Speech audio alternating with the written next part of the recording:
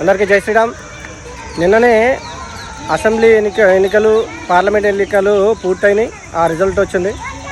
ఆ రిజల్ట్ వచ్చిన తర్వాత ఎవరికి ఎలా వచ్చింది మెజారిటీ అనే విషయం కూడా మనం చూసాం.